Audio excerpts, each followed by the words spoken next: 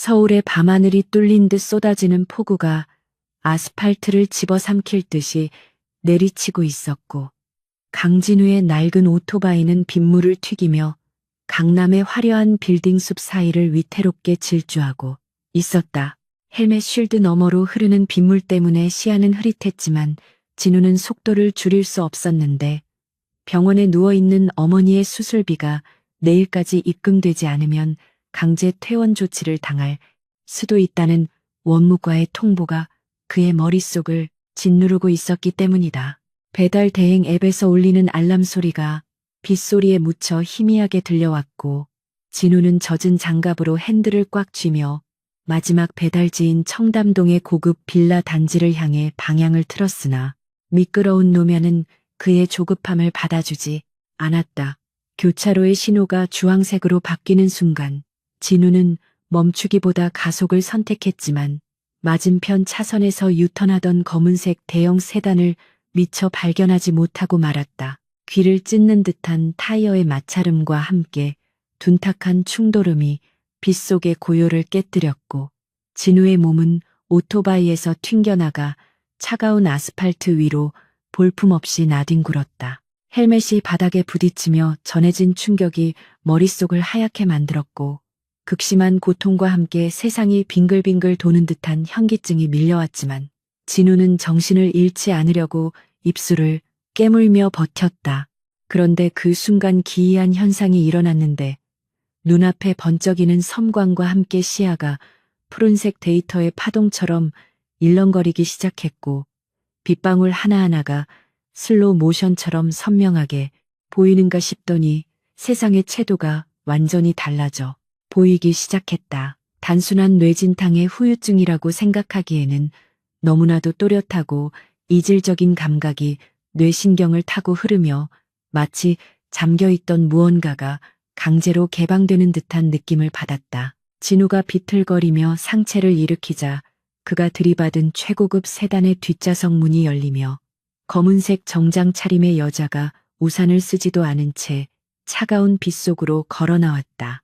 그녀는 대한민국 재계 서열 5위 세운그룹의 유일한 상속녀이자 냉철한 경영인으로 알려진 윤서아였는데, 그녀의 표정에는 사고에 대한 놀라움보다는 지체된 시간에 대한 짜증이 더 짙게 배어 있었다.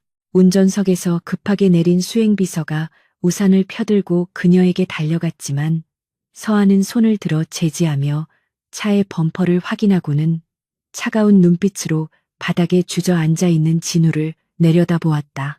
그녀의 주변으로는 일반적인 사람에게서는 볼 수 없는 기이한 하얀색 기운이 감돌고 있었는데, 진우는 자신의 눈을 의심하며 눈을 비벼보았지만 그 빛은 사라지기는커녕 더욱 선명하게 그녀의 형상을 감싸고 있었다. 윤서아는 빗물에 젖은 채 바닥에 앉아있는 청년을 보며 짧은 한숨을 내쉬었고, 시간을 돈보다 중요하게 여기는 그녀에게 이런 사고는 단순한 불행이 아니라 끔찍한 비효율이었다. 그녀는 비서에게 명함을 건네주며 보험 처리와 함께 충분한 보상금을 지급하라고 지시한 뒤 다시 차에 오르려 했지만 진우의 시선은 그녀의 얼굴이 아닌 그녀가 가슴에 소중하게 품고 있는 붉은색 비단 상자에 고정되어 있었다. 그 상자에서는 칠흑같이 어두운 검은 연기가 뿜어져 나와 윤서아의 목을 조르듯 휘감고 있었고, 그 검은 기운은 마치 살아있는 생명체처럼 꿈틀거리며 불길한 형상을 만들어내고 있었다. 진우는 본능적으로 저 물건이 단순한 물건이 아니며 저 여자를 죽음으로 몰고 갈 수도 있다는 소름 끼치는 직감을 느꼈고,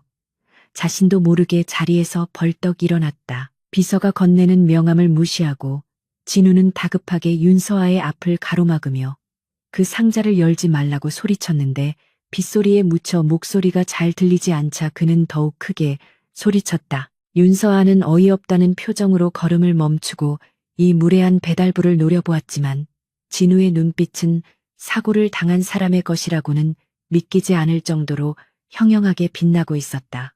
진우의 눈에는 비단 상자 안에 내용물이 투시되듯 보였는데, 그것은 고대 왕실에서 사용했던 것으로 보이는 화려한 옥비녀였으나 그 중심부에는 세월의 흐름으로도 지울 수 없는 핏빛 원한이 서려 있었다. 진우는 자신의 입에서 나오는 말이 자신의 지식인지 아니면 머릿속에 갑자기 주입된 정보인지 구별할 수 없었지만 확신에 찬 목소리로 그 비녀가 산 사람을 위한 것이 아니라 죽은 자를 염습할 때 쓰는 부장품이라고 경고했다. 윤서아는 기가 막히다는 듯 헛웃음을 터뜨리며 이 비녀는 오늘 저녁 할아버지의 팔순잔치에서 선물로 드릴 가문의 보물이며 국내 최고의 감정사에게 인증받은 진품이라고 반박했다. 그녀는 진우를 사고 보상금을 더 뜯어내려는 사기꾼 취급하며 비서에게 경찰을 부르라고 지시하려 했지만 진우는 물러서지 않고 비녀의 머리 부분에 새겨진 문양을 정확히 묘사하기 시작했다. 그는 비녀의 옥장식 아래의 육안으로는 식별할 수 없는 미세한 금이가 있으며 그 틈 사이로 수은이 주입되어 있어 오랫동안 착용할 경우 중금속 중독으로 사망에 이를 수 있다는 사실을 속사포처럼 쏟아냈다. 이는 전문 감정 장비로도 발견하기 힘든 디테일이었기에 윤서아의 눈동자가 흔들리기 시작했고 그녀는 천천히 비단 상자를 움켜쥐며 이 청년이 어떻게 상자를 열어보지도 않고 내부를 아는 것인지 의문이 들었다. 진우는 자신의 눈에 보이는 정보창 같은 환영을 통해 이 비녀의 제작 연도와 출처, 그리고 이것을 거쳐간 주인들의 비극적인 최후를 읽어내고 있었다. 이 비녀는 조선 후기 한옹주가 혼례를 앞두고 억울하게 죽음을 맞이했을 때 함께 묻혔던 물건으로 도굴꾼에 의해 세상에 나온 뒤 소유주마다 의문의 사고를 당했던 저주받은 물건이었다. 진우는 젖은 머리카락을 쓸어 넘기며 지금 당장 그 비녀를 차가운 빗물에 씻어보면 옥의 색이 검게 변할 것이라고 단언했는데 이는 수은과 빗물의 산성 성분이 반응하여 나타나는 특수한 현상이라고 덧붙였다. 윤서아는 망설였지만 진우의 눈빛에 담긴 기묘한 확신과 압도적인 기세에 눌려 자신도 모르게 비단 상자의 뚜껑을 열고 비녀를 꺼내 들었다. 화려한 조각이 새겨진 옥비녀는 가로등 불빛을 받아 영롱하게 빛나고 있었지만 진우의 눈에는 여전히 검은 도끼가 뿜어져 나오고 있었다. 윤서아는 떨리는 손으로 비녀를 빗줄기 속으로 내밀었고 차가운 빗물이 비녀의 표면을 타고 흐르자 놀라운 일이 벌어졌다. 진우의 말대로 투명했던 옥의 색깔이 순식간에 탁한 검붉은 색으로 변색되기 시작했으며 옥과 금속의 이음새에서 검은 액체가 흘러나와 윤서아의 하얀 손을 더럽혔다. 그녀는 비명을 지르며 비녀를 바닥에 떨어뜨렸고 아스팔트에 부딪힌 비녀는 힘없이 두 동강이 나며 그 안에 숨겨져 있던 검은 수은 방울들이 사방으로 흩어졌다. 그것은 명백한 가품이자 누군가가 의도적으로 해를 가하기 위해 만든 흉물이었음이 만천하에 드러나는 순간이었다. 주변의 공기가 순식간에 얼어붙었고 윤서아는 공포와 분노가 뒤섞인 표정으로 바닥에 흩어진 비녀의 잔해를 멍하니 바라보았다. 만약 진우의 경고가 없었다면 그녀는 이 흉물을 할아버지에게 선물했을 것이고 그 결과는 상상만 해도 끔찍한 파국이었을 것이 분명했다. 비서는 사색이 되어 손수건을 꺼내 서아의 손에 묻은 검은 액체를 닦아내려 했지만 서아는 그 손길을 뿌리치고 천천히 고개를 들어 진우를 응시했다. 방금 전까지만 해도 빗속에 초라한 배달부로 보였던 청년이 지금은 마치 모든 사물의 본질을 꿰뚫어보는 현자처럼 보였고 그녀는 본능적으로 이 남자가 자신의 절박한 상황을 타개할 열쇠가 될지도 모른다는 생각을 했다. 진우는 깨진 비녀에서 검은 아우라가 서서히 흩어지는 것을 확인하고 나서야 긴장이 풀린 듯 깊은 숨을 내쉬었다. 서아는 품위와 냉정함을 되찾으려 했으며 진우에게 다가가 정식으로 자신의 신분을 밝히고 감사를 표하려 했지만 진우의 상태가 심상치 않았다.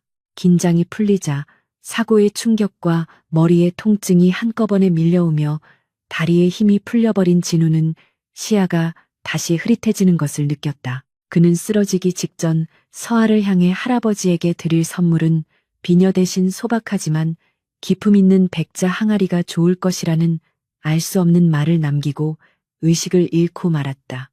서아는 빗물 웅덩이로 쓰러지는 진우를 황급히 부축했고 그녀의 고급 정장이 흙탕물에 엉망이 되었지만 그녀는 개의치 않고 비서에게 당장 그를 차에 태워 병원으로 이동하라고 고함을 쳤다. 병원 응급실의 소란스러운 소음 속에서 진우는 몽롱한 의식 속에서도 눈앞에 펼쳐지는 기이한 광경들을 보고 있었다. 의사들과 간호사들이 사용하는 의료기구들에서도 각기 다른 색깔의 빛이 뿜어져 나오고 있었고 심지어 사람들의 몸에서도 희미한 기운이 느껴졌다. 그는 이것이 꿈이 아니라는 것을 직감했고 자신의 인생이 송두리째 바뀌어 버렸다는 사실을 깨달았지만 두려움보다는 묘한 흥분이 가슴 깊은 곳에서 끌어올랐다. 어머니의 병원비와 빚더미에 눌려 희망이라고는 찾아볼 수 없었던 그의 삶에 신이 내린 것인지 악마가 내린 것인지 모를 기회가 찾아온 것이었다. 그 시각 응급실 밖 복도에서는 윤서아가 어딘가로 전화를 걸어 방금 깨진 빈혈을 판 골동품상을 당장 찾아내라고 차가운 목소리로 지시하고 있었다. 몇 시간 뒤 일반 병실로 옮겨진 진우가 눈을 떴을 때 창밖은 이미 어둠이 짙게 깔려 있었고 비는 그쳐 있었다. 침대 옆 보조 의자에는 윤서아가 팔짱을 낀 채 앉아 있었는데 그녀는 진우가 깨어난 것을 확인하자마자 기다렸다는 듯이 서류 봉투 하나를 내밀었다. 그것은 사고에 대한 합의금이 아니라 진우의 능력을 시험해 보고 싶다는 일종의 계약서였는데 그녀는 진우가 우연히 맞춘 것이 아님을 확신하고 있었다. 그녀는 오늘 밤 자신이 잃어버린 신뢰를 회복하고 가문의 후계자 자리를 지키기 위해 내일 당장 인사동 골동품 거리에서 진짜 보물을 찾아내야만 하는 상황이었고 진우의 그 기이한 눈이 절실하게 필요했다. 진우는 서류를 바라보며 잠시 망설였지만 이 제안이 지긋지긋한 가난의 굴레를 끊어낼 동아줄임을 직감하고 천천히 고개를 끄덕였다. 서아는 진우의 승낙에 묘한 미소를 지으며 내일 아침 퇴원 수속을 밟고 바로 이동할 것이라고 통보하듯 말하고는 병실을 나갔다.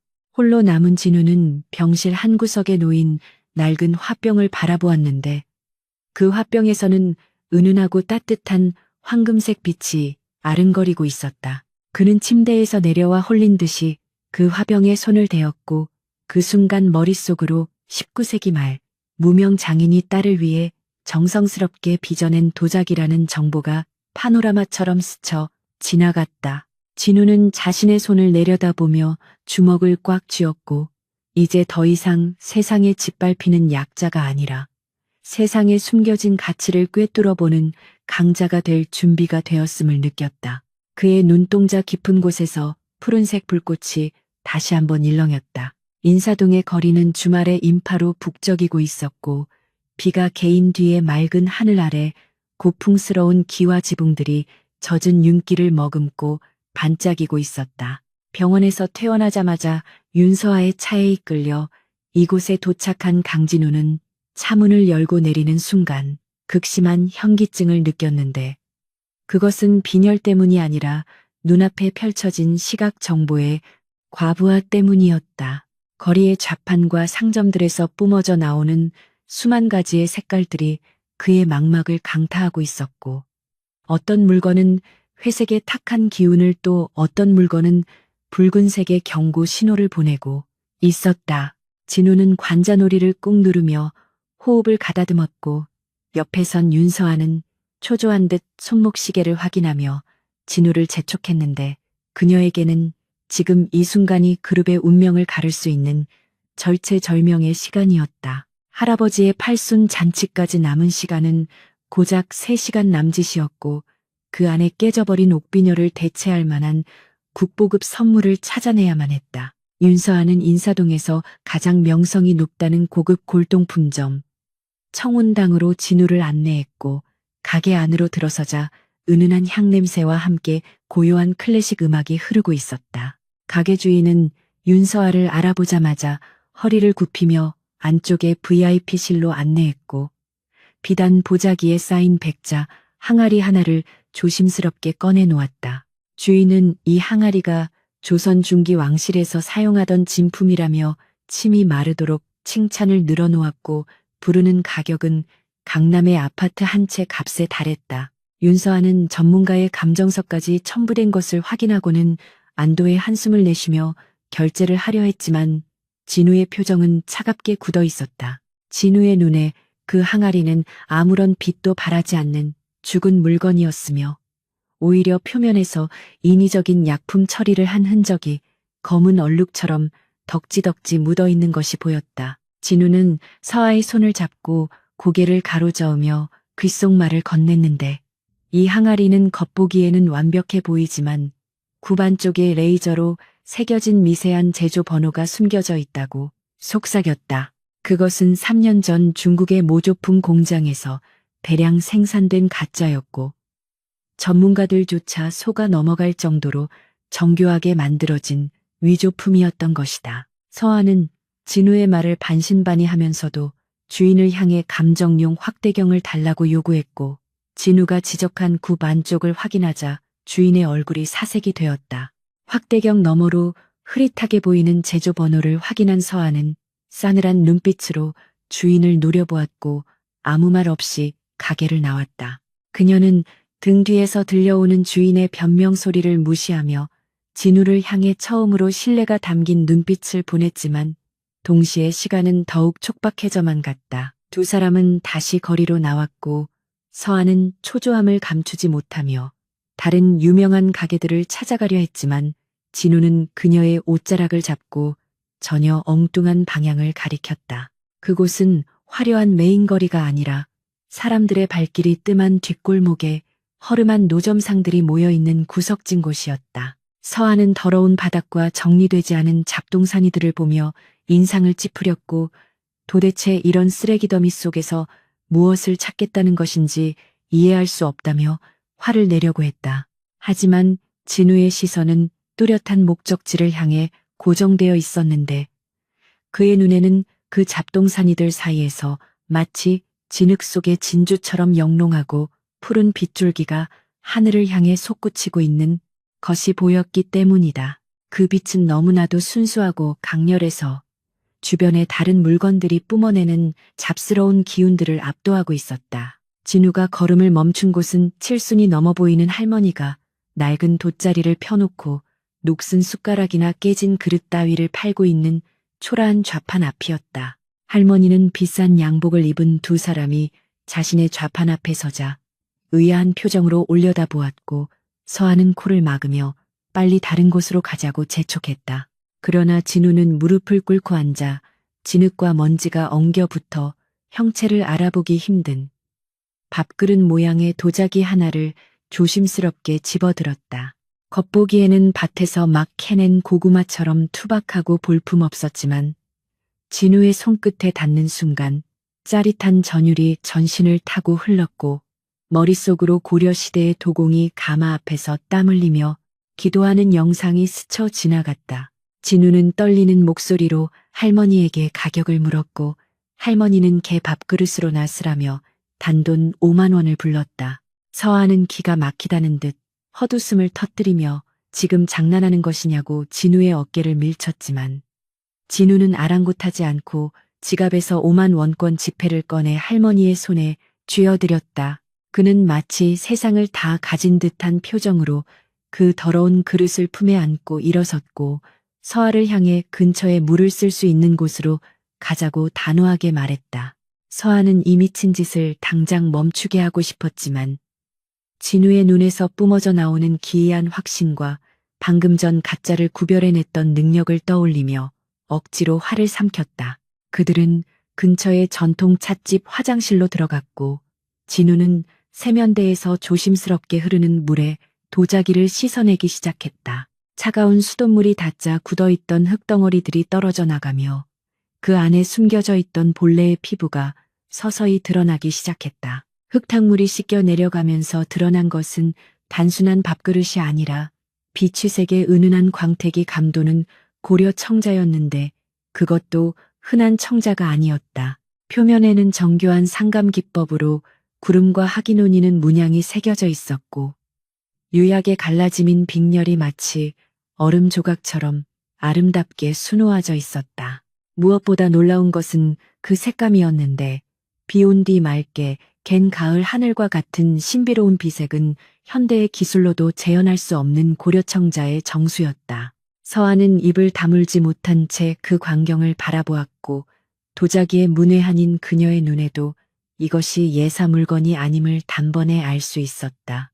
씻겨진 청자에서는 아까보다 더욱 강렬한 황금빛 아우라가 뿜어져 나와 좁은 화장실을 가득 채우는 듯한 착각마저 들게 했다. 진우는 수건으로 물기를 조심스럽게 닦아내며 이 도자기가 고려 중기 왕실에 진상하기 위해 만들어졌으나 운송 도중 유실되어 갯벌 속에 묻혀 있었던 보물이라고 설명했다.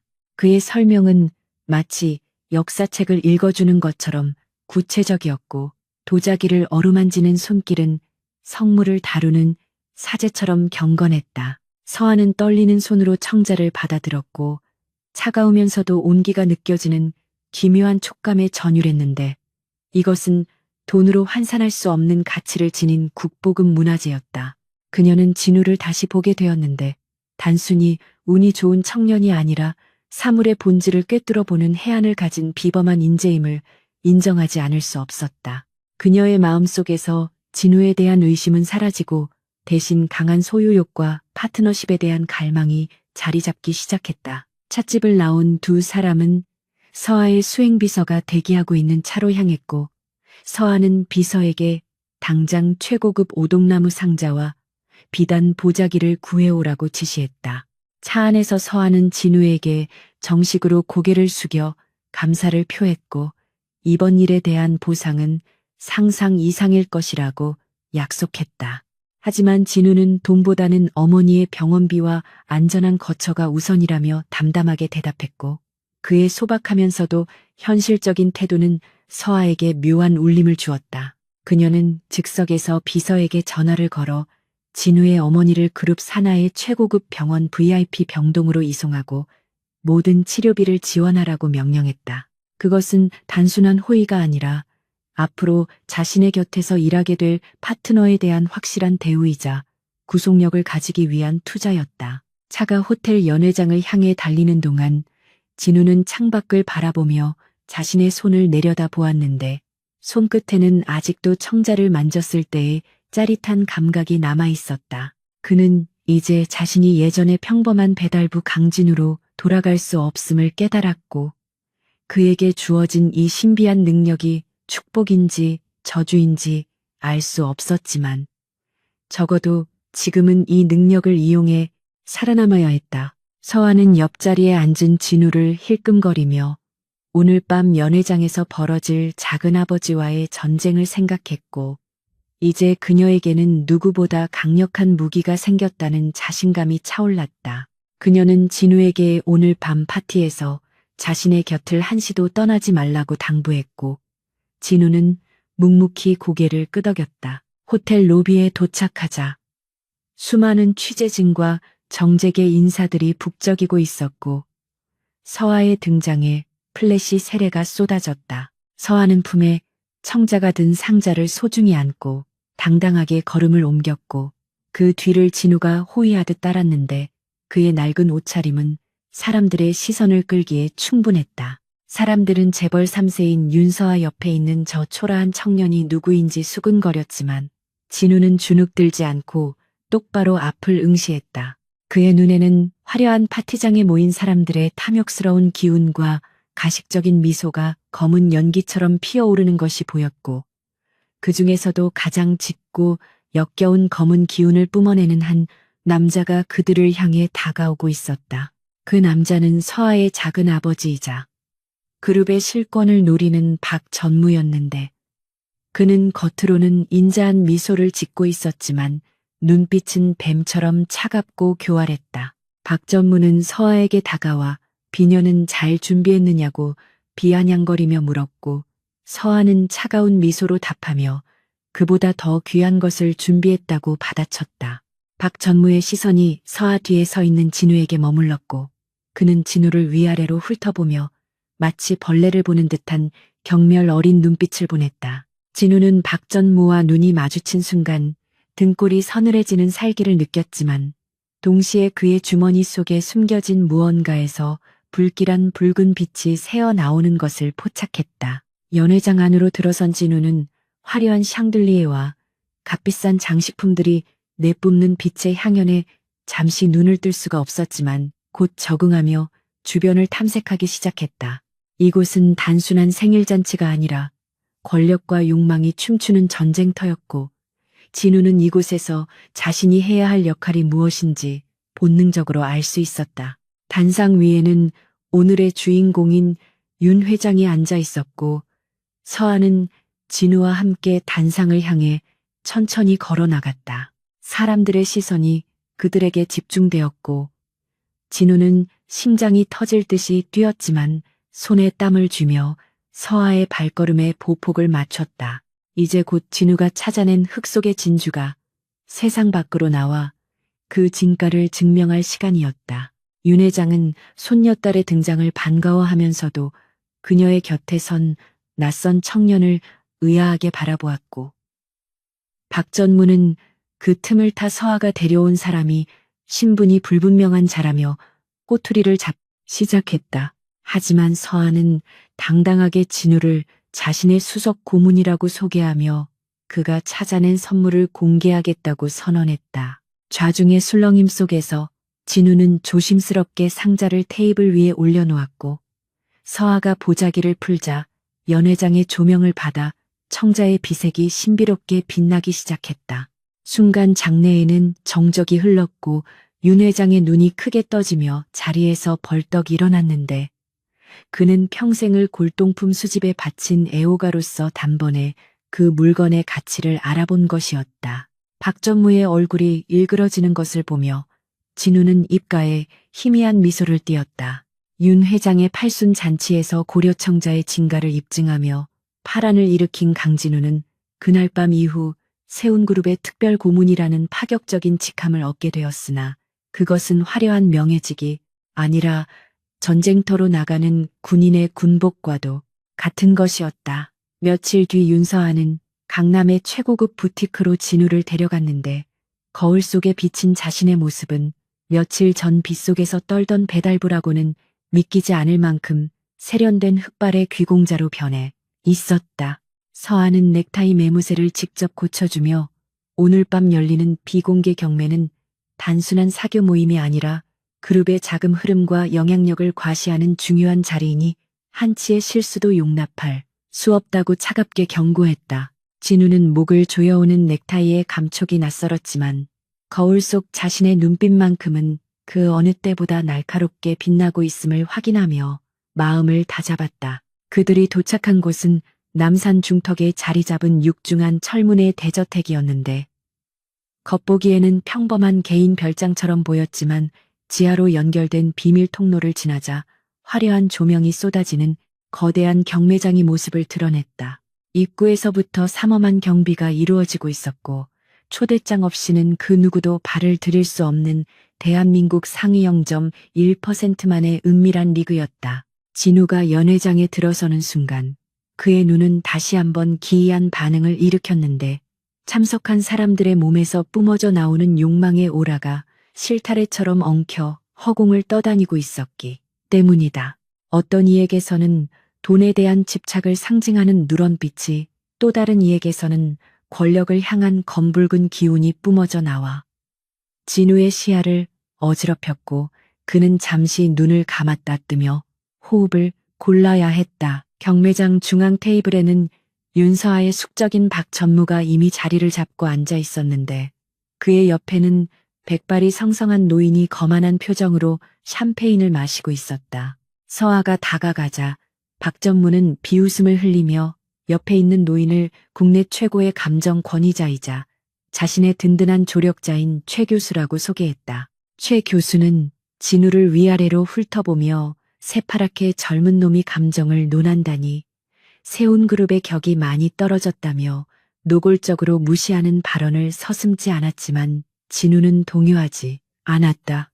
진우의 눈에 비친 최 교수는 학식의 깊이를 상징하는 푸른빛 대신 사기꾼들이 흔히 내뿜는 회색빛 탁한 기운으로 온몸이 뒤덮여 있었고 그의 손가락 끝에는 검은 얼룩 같은 잔상들이 남아 있었기 때문이다. 경매가 시작되자 사회자는 열띤 목소리로 전 세계에서 수집된 희귀한 물건들을 소개하기 시작했고 사람들은 경쟁적으로 패드를 들어 올리며 천문학적인 금액을 외쳐댔다. 진우는 출품된 물건들을 하나하나 유심히 관찰했는데 놀랍게도 그중 절반 가까이는 교묘하게 위조된 가품이거나 작물의 혐의가 짙은 물건들이었다. 가짜 물건들에서는 생명력 없는 잿빛 연기가 피어올랐고 진우는 서아에게 귓속말로 입찰하지 말아야 할 물건들을 정확히 집어주며 그녀의 자산을 보호했다. 서아는 진우의 조언에 따라 무리한 경쟁을 피하면서도 꼭 필요한 진품 몇 점만을 낙찰받았고 이를 지켜보던 박전무의 표정은 점점 굳어져만 갔다. 하이라이트는 마지막에 등장한 조선 초기 거장 안견의 미공개 산수화였는데 사회자는 이 작품이 일본의 개인 소장가에게서 극적으로 입수한 국보급 문화재라고 목소리를 높였다. 비단 위에 그려진 웅장한 산세와 섬세한 필치는 보는 이들을 압도하기에 충분했고 장내의 분위기는 순식간에 달아올랐으며 시작가는 무려 50억 원에 달했다. 최 교수는 자리에서 일어나 마이크를 잡고 이 그림의 진위와 예술적 가치에 대해 장황한 연설을 늘어놓으며 이것이야말로 세운그룹의 갤러리에 어울리는 걸작이라고 박전무를 축혀 세웠다. 박전무는 의기양양한 표정으로 서아를 도발하듯 바라보며 조카도 이번 기회에 안목을 좀 넓히는 게 좋지 않겠냐고 비아냥거렸다. 서아는 그림의 압도적인 분위기에 눌려 잠시 망설였고 주변의 시선이 그녀의 결정에 집중되자 패드를 들어 올리려 손을 움직였다. 하지만 그 순간 진우가 단호한 손길로 그녀의 손목을 잡으며 고개를 저었고 그의 눈동자는 그림을 향해 고정된 채 싸늘하게 식어 있었다. 서아는 진우의 돌발 행동에 당황하며 그를 쳐다보았지만 진우는 낮은 목소리로 저 그림은 50억은커녕 종이값 5만 원도 아까운 흉물이라고 단언했다. 주변 사람들이 웅성거리기 시작했고 최 교수는 얼굴을 붉히며 감히 어디서 굴러먹던 놈이 신성한 예술품을 모독하느냐고 고함을 질렀다. 진우는 자리에서 천천히 일어나 그림 앞으로 걸어나갔고 모든 조명이 그를 비추자 그는 마치 무대 위의 배우처럼 당당하게 그림을 마주했다. 진우의 시야 속에서 그 산수화는 겉보기에는 완벽한 묵향을 풍기고 있었지만 그림의 이면에는 끔찍할 정도로 인위적인 덧칠의 흔적이 층층이 쌓여 있는 것이 보였다. 그는 그림을 가리키며 붓터치의 망설임과 먹의 농담이 자연스럽게 스며들지 못하고 종이 표면에 겉돌고 있는 점을 지적하기 시작했다. 안견의 화풍은 거침없고 힘있는 필치가 특징인데 이 그림의 선들은 마치 원본을 보고 베낀 것처럼 미세하게 떨리고 있으며 결정적으로 여백의 미를 살려야 할 공간에 불필요한 묵점들이 찍혀 있다는 것이었다. 최 교수는 그것은 세월에 의한 마모라며 반박했지만 진우는 코웃음을 치며 더 결정적인 증거를 제시하겠다고 말했다. 진우는 진행 요원에게 자외선 라이트를 요청했고 당황한 주최 측이 라이트를 가져오자 그는 그림의 오른쪽 하단 바위 부분을 비추었다. 육안으로는 보이지 않던 미세한 형광 물질이 푸르스름하게 빛나기 시작했는데 그것은 조선시대에는 존재할 수 없었던 현대의 화학 안료 성분이었다. 진우는 이 그림이 10년 전 중국의 위작 공방에서 만들어진 정교한 모조품이며 고문서를 녹인 물에 종이를 담가 억지로 세월의 흔적을 만들어낸 것이라고 폭로했다. 그는 덧붙여 종이의 섬유질 사이에 끼어 있는 미세한 합성 섬유 조각까지 찾아내며 최 교수에게 돋보기를 건넸다. 장내는 물을 끼얹은 듯 조용해졌고 최 교수는 떨리는 손으로 돋보기를 들고 진우가 지적한 부분을 확인하더니 이내 사색이 되어 자리에 주저앉고 말았다. 박전무는 믿을 수 없다는 표정으로 벌떡 일어나 최 교수의 멱살을 잡으려 했지만 이미 엎질러진 물이었고 그의 위신은 바닥으로 추락했다. 사람들은 박 전무와 최 교수를 향해 야유를 보내기 시작했고 사기극이 들통난 경매장은 아수라장이 되었다. 서한은 멍하니 서 있는 진우의 뒷모습을 바라보며 가슴 한구석에서 뜨거운 무언가가 올라오는 것을 느꼈는데 그것은 단순한 고마움을 넘어선 경외심과 안도감이었다. 경매가 중단되고 소란스러운 틈을 타 서아와 진우는 경매장을 빠져나왔고 밤 공기는 눅눅했지만 두 사람에게는 그 어느 때보다 상쾌하게 느껴졌다. 차에 오르자 서아는 긴장이 풀린 듯 깊은 한숨을 내쉬며 진우에게 도대체 어떻게 그런 미세한 부분까지 볼 수 있었냐고 물었다. 진우는 창밖을 바라보며 그저 운이 좋았을 뿐이라고 겸손하게 대답했지만 서아는 그것이 겸손이 아님을 알고 있었다.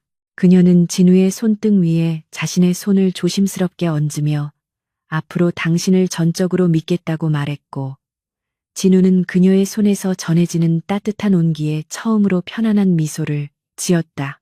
하지만 그 시각 경매장의 VIP룸에서는 망신을 당한 박 전무가 누군가와 통화를 하며 분노에 찬 목소리로 진우를 반드시 처리하라고 지시하고 있었다. 그들은 호텔로 돌아와 늦은 저녁 식사를 함께 했는데 그 자리에는 비즈니스 파트너로서의 긴장감보다는 서로에 대한 호기심과 인간적인 호감이 싹트고 있었다. 서아는 자신의 어린 시절 이야기와 그룹 내에서의 외로운 싸움에 대해 털어놓았고 진우는 어머니와 단둘이 살며 겪었던 가난하지만 따뜻했던 기억들을 공유했다.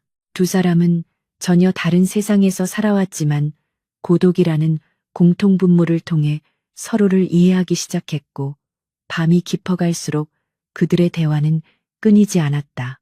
그러나 창밖의 어둠 속에서는 그들의 평화로운 시간을 시기하듯 검은 그림자가 서서히 다가오고 있었다. 다음 날 아침 진우가 출근했을 때 회사 로비의 분위기는 심상치 않았는데 직원들이 삼삼오오 모여 수군거리고 있었고 그를 보는 눈빛에는 경멸과 의심이 담겨 있었다. 진우가 영문을 몰라 어리둥절해하고 있을 때 감사팀 직원들이 그를 애워쌌고 그들 뒤로 박 전무의 수행비서가 차가운 미소를 지으며 걸어왔다. 비서는 진우에게 회사 기밀 유출 및 절도 혐의로 내부 감사가 진행될 것이라고 통보하며 그의 사원증을 압수하려 들었다. 서아는 소식을 듣고 한달음에 달려와 이게 무슨 짓이냐고 소리쳤지만 감사팀장은 박 전무의 직인이 찍힌 공문을 내밀며 절차대로 진행할 뿐이라고 맞섰다. 진우는 자신을 둘러싼 사람들의 적대적인 기운을 느끼며 이것이 어제 일에 대한 보복임을 직감했고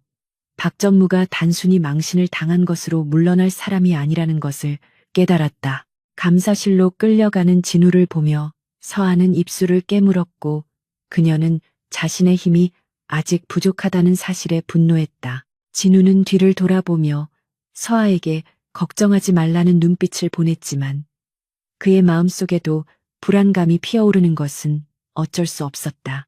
취조실과도 같은 삭막한 감사실에 갇힌 진우는 책상 위에 놓인 조작된 증거 자료들을 보며 헛웃음을 지었지만 그의 눈은 서류 너머에 숨겨진 진실을 찾기 위해 다시금 푸르게 빛나기 시작했다. 박 전무는 자신의 사무실에서 CCTV 화면을 통해 곤경에 처한 진우를 지켜보며 위스키를 들이켰고 이번 기회에 눈엣가시 같은 놈을 제거하고 서아의 날개마저 꺾어버리겠다고 다짐했다.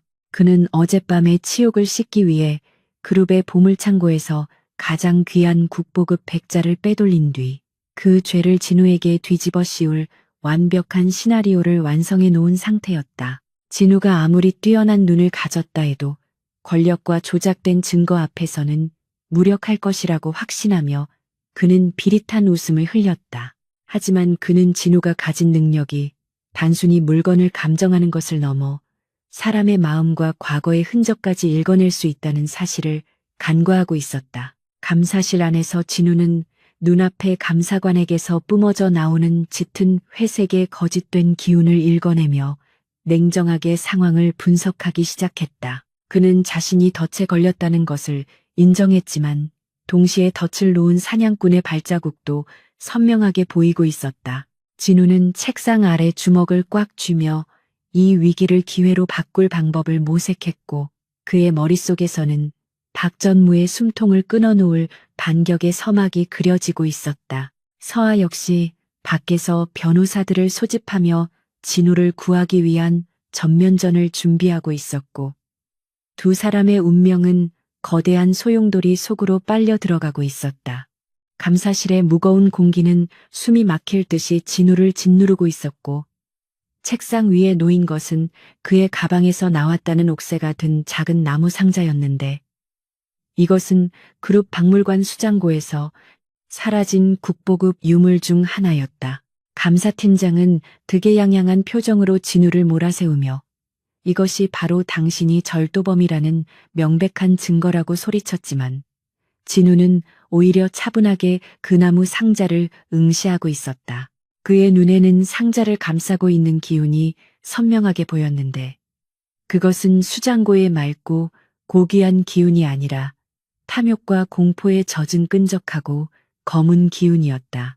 더욱 놀라운 것은 그 검은 기운 속에 낯익은 잔상이 남아있다는 것이었는데 그것은 바로 박 전무의 수행비서가 지니고 있던 특유의 비릿한 회색빛 오라와 정확히 일치하고 있었다. 진우는 이 모든 것이 자신을 제거하기 위해 치밀하게 조작된 함정임을 확신했고 입가에 씁쓸한 미소를 지으며 고개를 들었다. 곧이어 요란한 사이렌 소리와 함께 경찰들이 감사실 문을 박차고 들어왔고 그들은 미란다 원칙을 고지하며 진우의 손목에 차가운 수갑을 채웠다. 로비로 끌려나가는 진우의 모습은 미리 대기하고 있던 기자들의 카메라 플래시 세례를 받았고 순식간에 그는 신데렐라 스토리의 주인공에서 파렴치한 절도범으로 추락하고 말았다. 박 전무는 2층 난간에서 이 광경을 내려다보며 승리의 미소를 짓고 있었고 그의 곁에 선 수행비서는 불안한 듯 손을 떨고 있었지만 박 전무의 위세에 눌려 아무 말도 하지 못했다.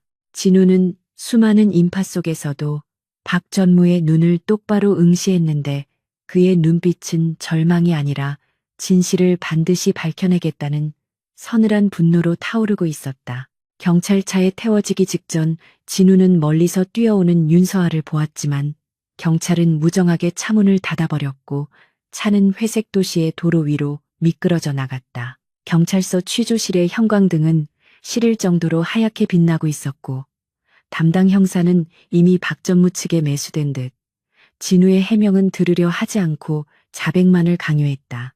형사는 증거가 이렇게 명백한데 버텨봤자 형량만 늘어날 뿐이라며 책상을 내리쳤지만 진우는 묵묵히 눈을 감고 자신의 기억 속을 더듬고 있었다.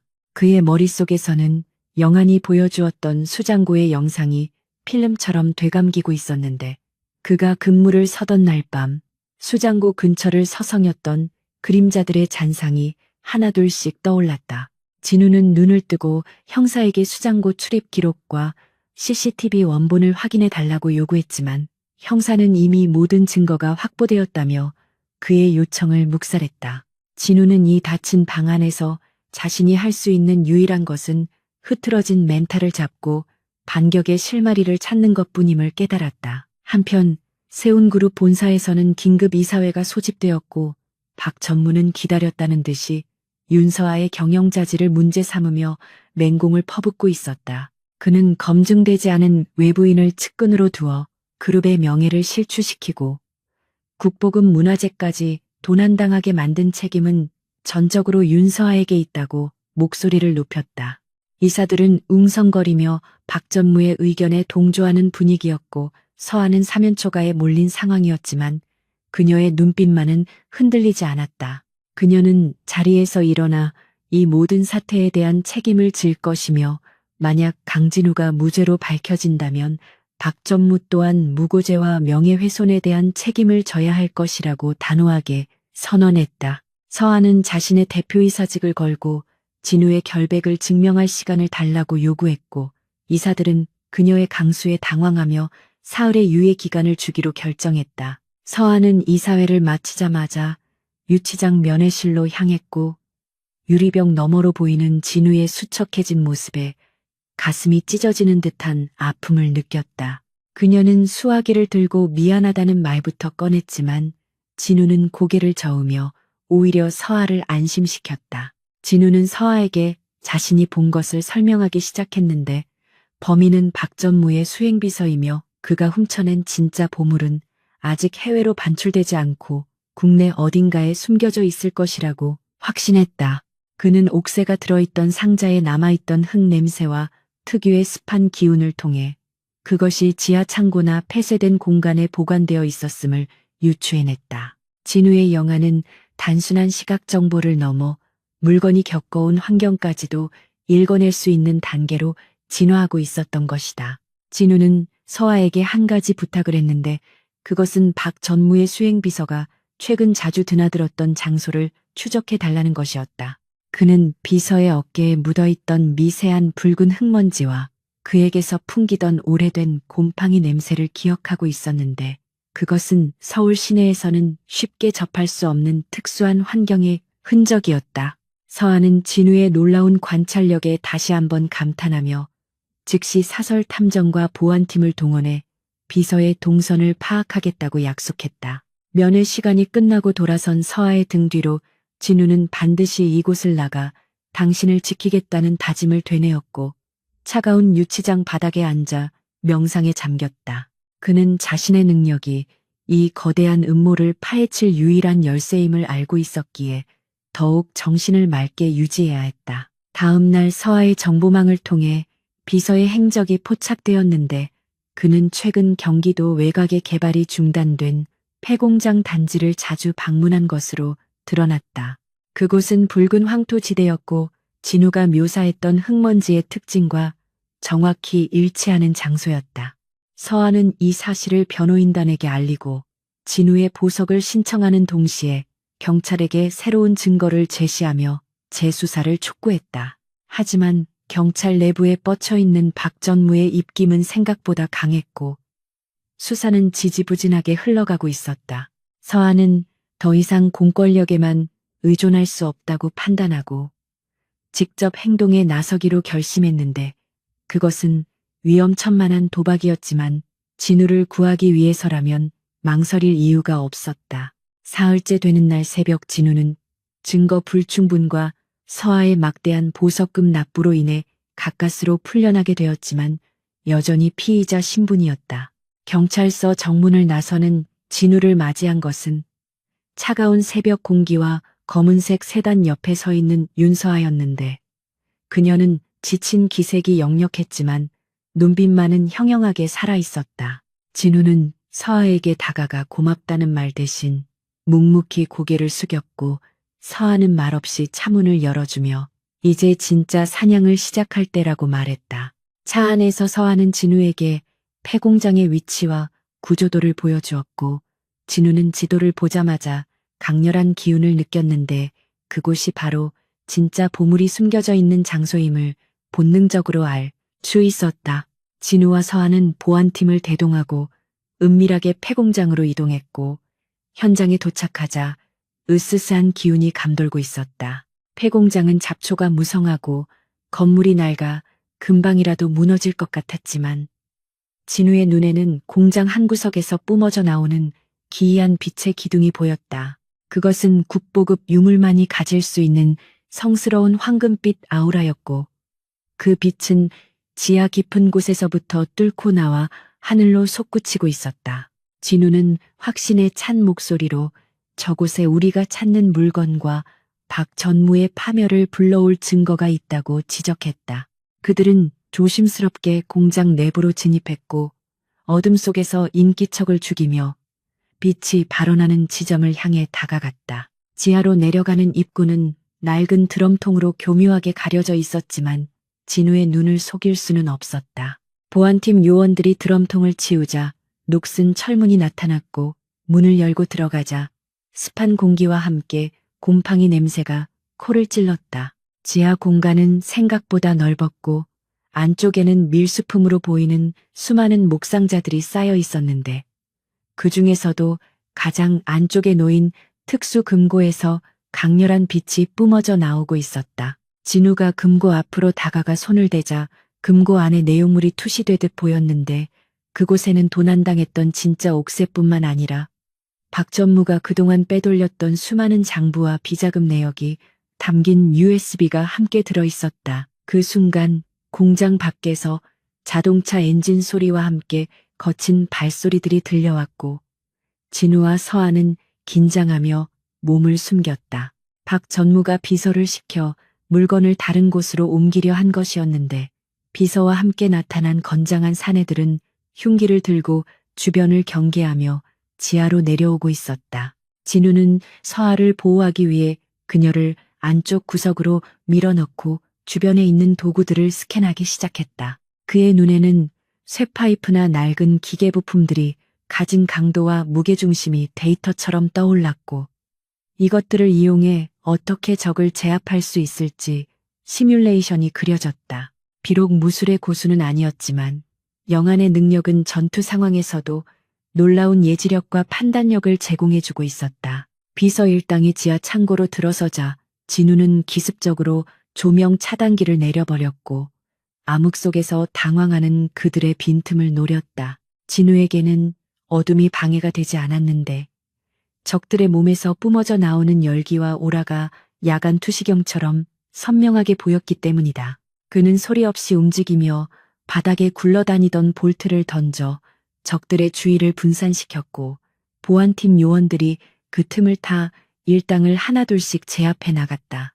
혼란스러운 난투극 속에서 비서가 금고를 열려고 시도하자 진우는 그에게 달려들어 손목을 낚아챘고 비서의 눈을 똑바로 바라보며 이제 모든 것이 끝났다고 차갑게 일갈했다. 비서는 진우의 눈에서 뿜어져 나오는 압도적인 기세에 눌려 저항할 의지를 상실하고 말았다. 상황이 정리되고 경찰이 출동하여 현장을 장악하자 뒤늦게 소식을 듣고 달려온 박전무의 변호사들은 망연자실한 표정을 감추지 못했다. 금고에서 발견된 이중 장부와 비자금 내역 그리고 도난당한 문화재들은 박전무를 파멸시키기에 충분하고도 남을 증거들이었다. 서아는 현장에서 발견된 옥새를 들어올리며 안도의 한숨을 내쉬었고 진우를 바라보며 깊은 감사의 미소를 보냈다. 진우 역시 긴장이 풀리며 다리에 힘이 풀렸지만 서아가 내민 손을 잡고 다시 일어설 수 있었다. 하지만 이것은 끝이 아니라 시작이었는데 박전무라는 거대한 악의 축을 완전히 무너뜨리기 위해서는 이 증거들을 세상에 공개하고 그를 법의 심판대에 세우는 마지막 과정이 남아 있었다. 새벽이 밝아오며 공장 밖으로 나온 두 사람은 떠오르는 태양을 바라보았고 그 붉은 햇살은 마치 그들의 승리를 축복하는 듯했다. 진우는 자신의 손바닥을 펼쳐보았는데 이제 그의 손은 더 이상 배달 오토바이의 핸들을 잡던 거친 손이 아니라 역사를 바로잡고 진실을 밝혀내는 힘을 가진 손이 되어 있었다. 서아는 진우의 옆모습을 바라보며 그가 단순한 조력자를 넘어 자신의 인생에 없어서는 안 될 존재가 되었음을 인정했다. 그들은 차에 올라 서울로 향했고 그들의 목적지는 박전무가 기다리고 있을 세온그룹의 본사 회의실이었다. 이제 마지막 결전의 시간이 다가오고 있었다. 새벽의 푸른 여명이 서울의 스카이라인을 서서히 밝히고 있었지만 윤서아의 안전가옥 거실은 팽팽한 긴장감으로 가득 차 있었고 테이블 위에는 폐공장 지하 금고에서 회수한 국보급 옥새와 이중 장부들이 어지럽게 널려 있었다. 강진우는 피곤함이 몰려왔지만 눈을 비빌 새도 없이 옥새가 들어있던 오동나무 상자를 응시하고 있었는데 그의 영화는 상자 표면에서 피어오르는 검붉은 아우라를 통해 이 물건이 거쳐온 험난한 여정을 읽어내고 있었다. 단순히 도난당한 것이 아니라 박전무가 이 옥새를 담보로 해외의 거대 범죄 조직과 모종의 거래를 시도했다는 흔적이 마치 썩은 냄새처럼 시각화되어 진우의 망막을 자극했다. 그는 옥새의 손잡이 부분인 거북이 조각상 틈새에 미세하게 끼어 있는 이국적인 붉은 밀랍 찌꺼기를 발견하고 그것이 동남아시아 마약 카르텔이 주로 사용하는 봉인 방식임을 직감적으로 깨달았다. 윤서아는 진우가 찾아낸 USB를 노트북에 연결하여 암호화된 파일들을 해독하고 있었는데 모니터 불빛에 비친 그녀의 얼굴은 분노와 허탈함으로 창백하게 질려 있었다. 파일 안에는 그룹의 자금을 횡령한 내역뿐만 아니라 대한민국의 국보급 문화재들을 위조하여 진품과 바꿔치기 한 뒤 해외 블랙마켓에 팔아넘긴 구체적인 리스트가 담겨 있었기 때문이다. 서한은 떨리는 목소리로 이것은 단순한 비리가 아니라 국가를 상대로 한 반역 행위나 다름없다고 중얼거렸고 그녀의 손끝은 분노로 인해 하얗게 질려 있었다. 진우는 그녀의 어깨를 감싸며 진정시켰고 지금 중요한 것은 이 증거들을 오늘 오전 10시에 열릴 긴급 이사회까지 안전하게 가져가서 박 전무의 가면을 벗기는 것이라고 단호하게 말했다. 하지만 진우의 눈에는 서아의 등 뒤로 불안한 회색 그림자가 어른거리는 것이 보였는데 그것은 앞으로 닥칠 위험을 예고하는 불길한 징조였다. 같은 시각 박 전무는 자신의 집무실에서 창밖을 내려다보며 위스키 잔을 신경질적으로 던져버렸고 바닥에 깨진 유리 조각들이 그의 불안한 심리를 대변하듯 산산조각이 났다. 그는 비서로부터 폐공장이 습격당하고 물건들을 빼앗겼다는 보고를 받고 이성의 끈을 놓아버린 상태였는데 이제 그에게 남은 방법은 단 하나뿐이었다. 그는 책상 서랍 깊숙한 곳에서 대포폰을 꺼내 어딘가로 전화를 걸었고 수화기 너머의 상대에게 거액을 제시하며 윤서아와 강진우가 이사회장에 도착하지 못하도록 막으라고 비릿한 목소리로 지시했다. 그의 눈빛은 더 이상 그룹의 임원이 아닌 벼랑 끝에 몰린 짐승의 그것과 같았고 그는 자신의 파멸을 막기 위해서라면 조카의 목숨조차 담보로 잡을 준비가 되어 있었다. 아침 8시가 되자 진우와 서아는 증거물을 챙겨 안전가옥을 나섰고 서아의 개인 수행원들이 운전하는 방탄 차량에 탑승하여 본사로 향했다. 차 안에서 진우는 옥새 상자를 무릎에 올려놓고 끊임없이 주변을 경계하고 있었는데 그의 영화는 도로 위의 평범한 풍경 속에서도 미세한 살기를 감지해내고 있었다. 교차로를 지날 때마다 신호 대기 중인 옆 차선의 운전자들에게서 뿜어져 나오는 감정의 색깔들을 스캔했고 혹시라도 공격적인 붉은 기운이나 음침한 검은 기운을 가진 자가 없는지 살폈다. 서아는 그런 진우의 모습에서 든든함을 느끼면서도 그가 짊어진 능력의 무게가 얼마나 고통스러울지 짐작하며 안쓰러운 마음을 감출 수 없었다.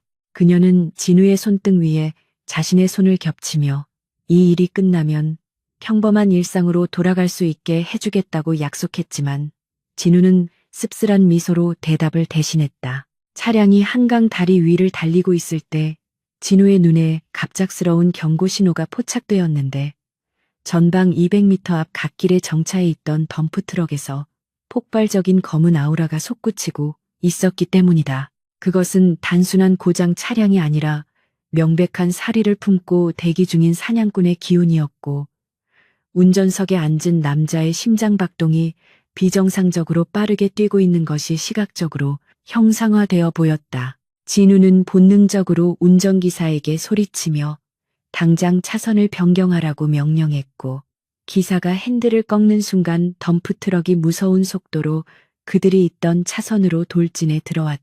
굉음과 함께 트럭이 가드레일을 들이받았고 만약 진우의 경고가 1초만 늦었어도 그들은 끔찍한 사고를 피할 수 없었을 것이었다. 서아는 공포에 질려 비명을 질렀지만 진우는 침착하게 뒤를 돌아보며 상황을 파악했는데 트럭 뒤로 검은색 승합차 2대가 그들을 추격해 오고 있는 것이 보였다.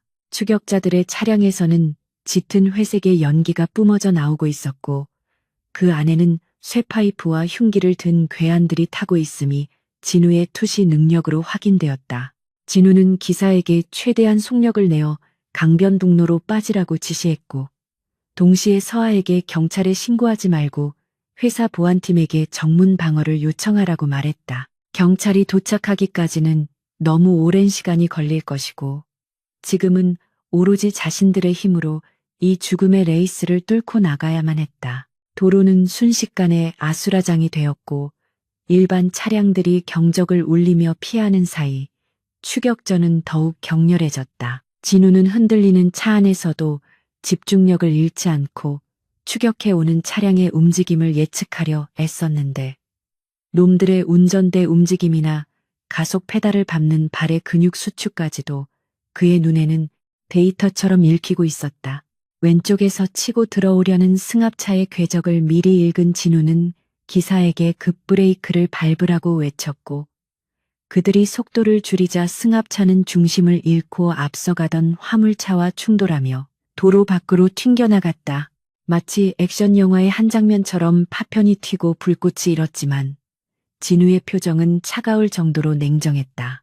그는 이 능력이 사람을 살리는 데 쓰일 수도 있지만 누군가를 파멸시키는 무기가 될 수도 있다는 사실을 뼈저리게 느끼며 남은 한 대의 차량을 따돌리기 위한 방법을 모색했다. 마지막 남은 추격 차량은 집요하게 그들의 뒤를 쫓으며 차체를 들이받으려 했고 서아의 방탄 차량 뒷범퍼가 찌그러지며 충격이 전해졌다.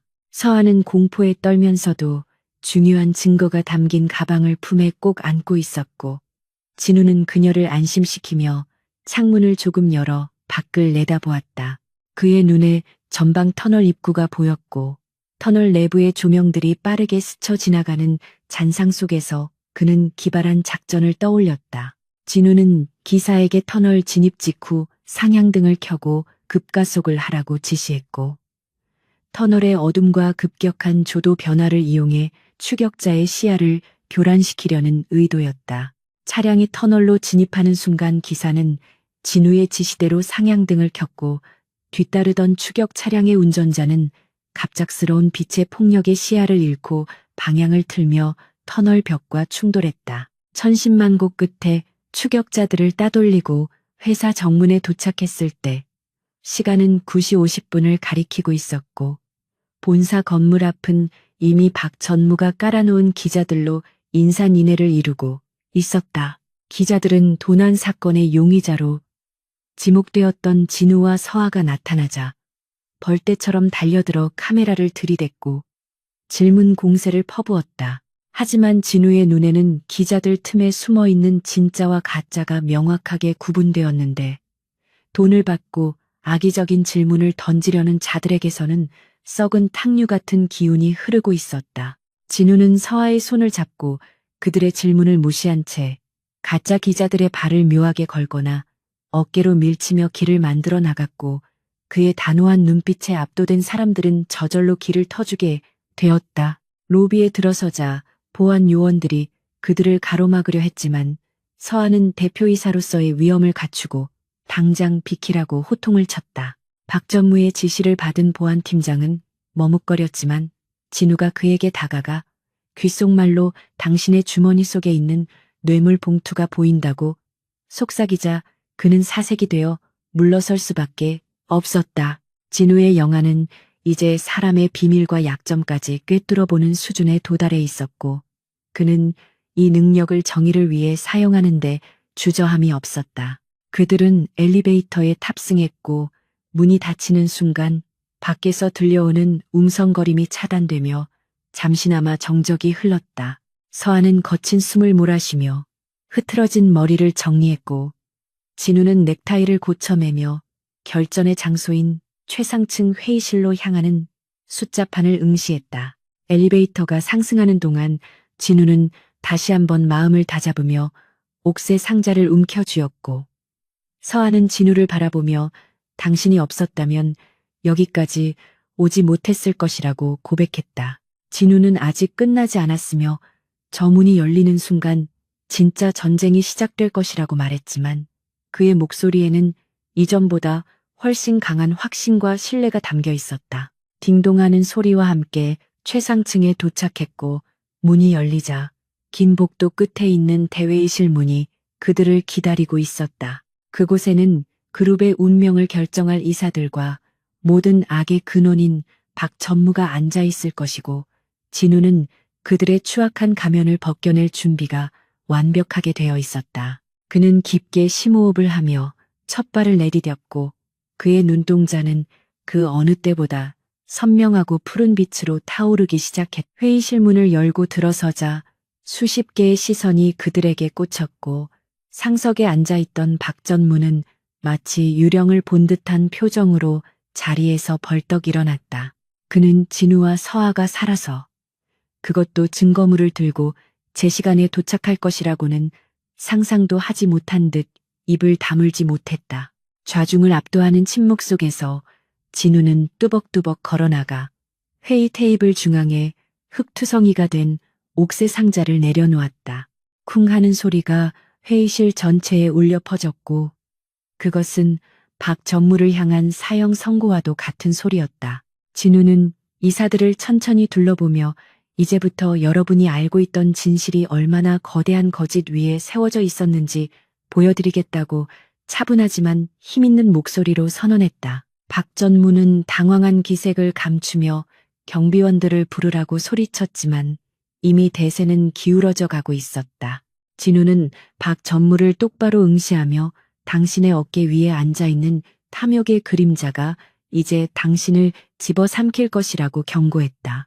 진우의 눈에는 박 전무의 전신을 감싸고 있는 검은 오라가 불안하게 요동치며 서서히 붕괴하고 있는 것이 보였고 그것은 악인의 말로가 머지않았음을 의미했다. 서아는 준비해온 자료를 이사들에게 배포하기 시작했고 진우는 옥새 상자의 뚜껑을 열어 그 안에 담긴 박 전무의 죄악을 증명할 결정적인 증거를 꺼내 들었다.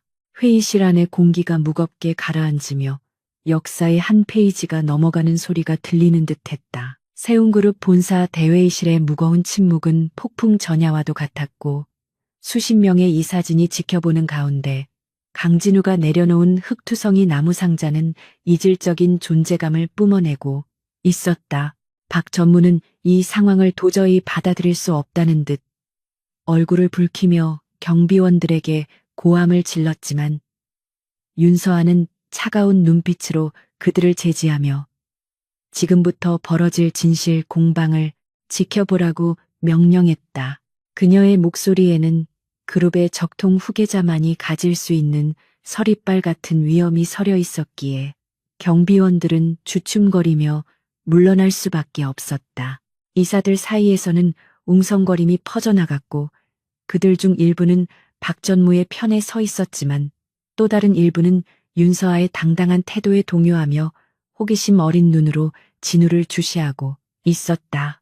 박 전무는 자신의 계획이 틀어지는 것을 막기 위해 비서가 가져온 화려한 비단 상자를 테이블 위로 거칠게 밀어 올리며 선수를 쳤다. 박 전무는 자신이 가져온 물건이야말로 그룹의 위기를 구할 진정한 보물이며 진우가 가져온 것은 쓰레기장에서 주워온 가짜에 불과하다고 목소리를 높였다. 그가 상자를 열자 눈부신 황금빛이 회의실을 가득 채웠는데 그 안에는 신라 시대의 것으로 추정되는 금동 불상이 자애로운 미소를 띠며 앉아 있었다. 이사들은 그 화려함에 압도되어 탄성을 질렀고 박 전무는 의기양양하게 웃으며 이 불상이 해외 경매에서 수백억 원을 호가하는 국보급 문화재라고 주장했다. 하지만 진우의 영안에 비친 그 불상은 성스러운 유물이 아니라 끔찍한 원한과 탐욕이 뒤엉킨 흉물에 지나지 않았다. 불상의 표면에서는 검붉은 도끼가 뿜어져 나와 회의실의 공기를 탁하게 만들고 있었고 그 기운은 마치 살아있는 뱀처럼 이사들의 목을 가무려 하고 있었다. 진우는 천천히 불상 앞으로 걸어가 그 흉물을 응시했는데 그의 눈에는 불상의 내부가 투시되듯 선명하게 보이고 있었다. 겉모습은 완벽하게 도금되어 있었지만 그 속은 현대의 값싼 합금으로 채워져 있었고 무엇보다 불상의 바닥에는 저주를 기원하는 부적 같은 것이 숨겨져 있었다. 진우는 차가운 미소를 지으며 이 불상이 5년 전 중국의 위조 전문 조직에 의해 만들어진 가품이며 제작 과정에서 수은과 납이 다량 사용되어 소유자의 건강을 해칠 수 있는 위험한 물건이라고 단언했다.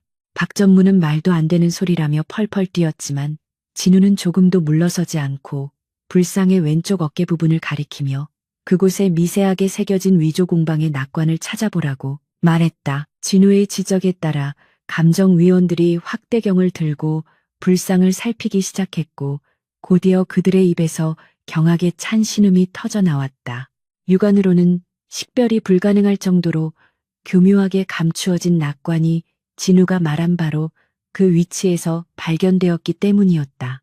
이사들은 충격에 빠져 수군거렸고 박전무의 얼굴은 사색이 되어 떨리기 시작했는데 그는 자신이 속아서 산 물건이 가짜라는 사실을 믿을 수 없었다. 진우는 여기서 멈추지 않고 자신의 나무 상자를 열었는데 그 안에는 진흙이 덕지덕지 묻은 옥새가 들어있었다. 겉보기에는 볼품없어 보였지만 진우가 준비해둔 붓으로 흙을 털어내자 그 안에서 태양보다 강렬한 청푸른 빛의 기둥이 솟구쳐 올랐다. 그 빛은 단순히 눈을 부시게 하는 물리적인 빛이 아니라 보는 이의 영혼을 울리는 숭고한 기운이었고 회의실 안에 있던 모든 사람들은 본능적으로 옷깃을 여미며 경건한 자세를 취하게 되었다. 진우의 영안을 통해 본 옥새는 조선의 왕들이 나라의 안위를 걱정하며 찍었던 도장의 무게감과 백성을 사랑하는 마음이 층층이 쌓여 거대한 용의 형상을 하고 있었다. 진우는 이 옥새가 바로 박물관 수장고에서 도난당했던 진품이며 박 전무가 해외로 밀반출하려다 실패한 국보라고 선언했다. 그는 옥새의 손잡이 부분인 거북이 조각의 눈동자를 가리키며 진품만이 가진 특수 공법인 금실 상감 기법을 설명했고 이는 현대 기술로도 완벽하게 재현할 수 없는 장인의 혼이 담긴 증거였다. 박전무는 비틀거리며 뒷걸음질 쳤지만 진우는 그에게 쉴 틈을 주지 않고 서아가 준비한 USB를 프로젝터에 연결했다. 대형 스크린에는 박전무가 옥새를 훔쳐내기 위해 보안업체와 결탁한 내역과 해외 마피아와 주고받은 이메일, 그리고 막대한 양의 비자금이 입금된 통장 사본이 적나라하게 펼쳐졌다. 이사들은 경악을 금치 못하며 박 전무를 향해 비난의 화살을 쏘아댔고 박 전무를 지지하던 세력들조차 슬그머니 고개를 돌리며 그와의 연관성을 부인하기 바빴다. 스크린 속의 증거들은 너무나도 명백해서 박 전무가 빠져나갈 구멍은 어디에도 없었으며 그의 야망은 모래성처럼 무너져 내리고 있었다. 박 전무는 궁지에 몰리자 이성을 잃고 테이블 위에 있던 금동불상을 집어들어 진우를 향해 내리치려 했다. 그의 눈은 광기로 번들거렸고 입에서는 짐승 같은 괴성이 터져 나왔지만 진우는 이미 그의 움직임을 0.1초 먼저 읽고 있었다. 진우의 눈에는 박전무의 근육이 수축하고 힘이 전달되는 과정이 슬로 모션처럼 보였기에 그는 가볍게 몸을 틀어 공격을 피하고 박전무의 팔목을 낚아채 제압했다. 불상은 바닥에 떨어져 요란한 소리를 내며 깨졌고 그 안에서 검은색 납덩어리들이 쏟아져 나오자 장내는 다시 한번 충격에 휩싸였다. 그것은 박 전무의 탐욕과 허영이 산산이 조각나는 순간과도 같았다. 때마침 회의실 문이 다시 열리며 검찰 수사관들이 들이닥쳤고 그들은 박 전무에게 뇌물수수와 문화재 보호법 위반 그리고 살인미수 교사 혐의로 체포영장을 제시했다. 박 전무는 수갑이 채워지는 순간까지도 억울하다며 고함을 질렀지만 그의 목소리는 공허한 메아리가 되어 사라질 뿐이었다. 수사관들에게 끌려나가는 박 전무의 뒷모습을 보며 진우는 깊은 한숨을 내쉬었는데 그의 눈에 보이던 박 전무의 검은 오라가 완전히 소멸하고 그 자리에 초라한 회색빛만이 남는 것을 확인했기 때문이다. 회의실에는 폭풍이 지나간 뒤에 정적만이 흘렀고 윤 회장은 떨리는 손으로 진우가 찾아온 옥새를 어루만지며 눈물을 흘렸다. 윤 회장은 자리에서 일어나 이 모든 사태를 수습하고 진실을 밝혀낸 진우와 서아에게 깊은 감사를 표하며 고개를 숙였다. 그는 떨리는 목소리로 자신의 부덕함으로 인해 회사와 가족에게 큰 상처를 입혔음을 사과하고 즉석에서 윤서아를 세운 그룹의 새로운 총괄 부회장으로 임명하는 안건을 상정했다. 이사들은 만장일치로 찬성하며 박수를 보냈고 서아는 벅차오르는 감정을 억누르며 이사회 앞에 서서 고개를 숙였다. 그녀는 이 승리가 혼자만의 것이 아니라 자신의 곁을 지켜준 강진우 덕분임을 명확히 했고 그를 그룹의 영구적인 수석 고문이자 문화재단 이사장으로 추대하겠다고 발표했다. 진우는 갑작스러운 제안에 당황했지만 서아의 간절한 눈빛을 보며 거절할 수 없음을 깨달았다. 그는 자신이 가진 영안의 능력이 단순히 개인의 부귀영화를 위한 것이 아니라 지켜져야 할 가치를 지키고 억울함을 풀어주는 데 쓰여야 한다는 것을 이번 사건을 통해 뼈저리게 느꼈기 때문이다. 회의가 끝나고 사람들이 모두 빠져나간 뒤 진우와 서아는 텅 빈 회의실에 남아 창밖을 바라보았다. 서울의 전경이 한눈에 들어오는 그곳에서 두 사람은 비로소 긴장을 풀고 서로를 마주보며 미소를 지을 수 있었다. 그들의 눈빛 속에는 동료애를 넘어선 깊은 신뢰와 애정이 싹트고 있었다. 서아는 진우에게 다가가 조용히 손을 내밀었고 진우는 그 손을 맞잡으며 따뜻한 온기를 느꼈다. 그녀는 진우에게 이제 당신은 더 이상 빗속을 달리는 배달부가 아니라 나의 세상을 지켜주는 기사라고 말하며 눈시울을 붉혔다. 진우는 서아의 눈물을 닦아주며 당신이 가는 길에 언제나 내가 함께할 것이라고 약속했다. 창밖으로 비치는 햇살이 두 사람을 감싸 안으며 축복해주는 듯했고 옥새에서 뿜어져 나오는 푸른 기운이 그들의 미래를 환하게 비추고 있었다. 이제 그들에게 남은 것은 과거의 상처를 치유하고 새로운 역사를 써내려가는 일뿐이었다. 하지만 진우의 영화는 아직 완전히 꺼지지 않은 채 도시의 저편을 응시하고 있었는데 박전무의 배후에 있던 더 거대한 어둠의 세력이 꿈틀거리는 것을 감지했기 때문이다. 해외 마피아 조직은 자신들의 거래가 무산된 것에 분노하며 새로운 복수를 계획하고 있었고 진우는 이것이 끝이 아니라 더 큰 전쟁의 서막일지도 모른다는 예감을 했다. 그러나 지금 이 순간만큼은 서아와 함께 승리의 기쁨을 만끽하고 싶었기에 그는 불안한 예감을 잠시 접어두고 서아의 미소에 집중하기로 했다. 진우는 자신의 능력이 저주가 아닌 축복이 될 수 있음을 증명해 보였고 앞으로 닥쳐올 어떤 시련도 서아와 함께라면 이겨낼 수 있을 것이라는 확신을 가졌다. 그날 저녁 뉴스는 세운그룹의 대규모 비리 사건과 박전무의 구속, 그리고 잃어버린 국보의 환수 소식으로 도배되었다. 진우의 이름은 익명의 제보자로 처리되었지만 업계 관계자들 사이에서는 귀신 같은 안목을 가진 젊은 감정사의 등장이 전설처럼 퍼져나가기 시작했다. 진우는 병원에 있는 어머니를 찾아가 옥새 사건의 포상금으로 받은 통장을 보여드렸고 어머니는 아들의 손을 잡고 하염없이 눈물을 흘렸다. 진우는 어머니를 끌어안으며 이제 고생은 끝났고 행복할 일만 남았다고 위로했지만 그의 마음속에는 더 큰 책임감이 자리 잡고 있었다. 그는 이제 세운그룹의 그림자가 되어 빛나는 유물들을 지키고 어둠 속에 숨겨진 진실을 밝히는 파수꾼으로서의 삶을 살아가게 될 것이었다. 며칠 뒤 진우는 서아와 함께 국립중앙박물관 기증식에 참석했는데 그곳에서 다시 한번 옥새를 마주하게 되었다. 유리 진열장 안에 안치된 옥새는 조명을 받아 영롱하게 빛나고 있었고 진우의 눈에 비친 옥새의 용은 마치 그에게 고맙다고 인사하는 듯이 꼬리를 치며 승천하는 환영을 보여주었다. 진우는 그 환영을 보며 희미하게 웃었고 옆에 있던 서아는 무엇이 보이냐고 물었다.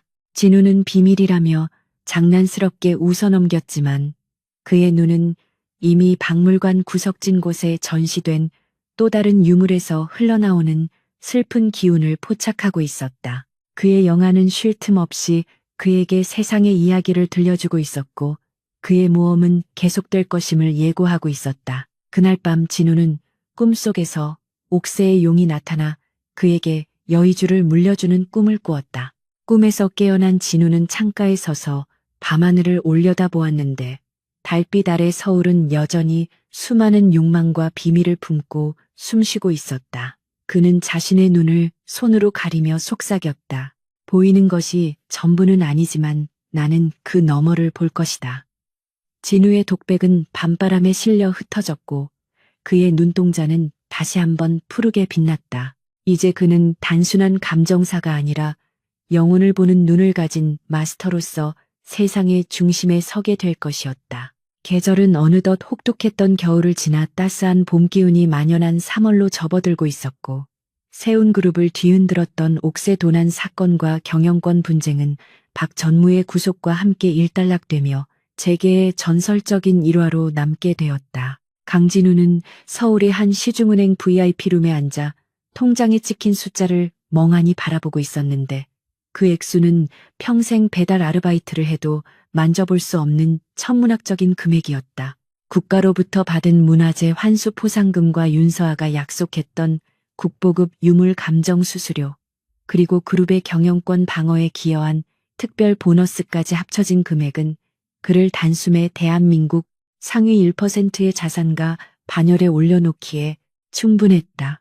진우는 떨리는 손으로 통장을 덮으며 눈을 감았고, 눈꺼풀 안쪽에서 번쩍이던 황금빛 잔상이 서서히 잦아드는 것을 느꼈는데, 이제 더 이상 돈 때문에 굴욕적인 삶을 살지 않아도 된다는 안도감이 가슴 깊은 곳에서 뜨겁게 차올랐다. 진우가 은행 문을 나서자 기다리고 있던 윤서아의 개인 비서가 정중하게 차문을 열어주었고, 그는 익숙하게 뒷좌석에 올라탔는데 이제 고급 세단의 가죽 시트 냄새가 더 이상 낯설지 않았다.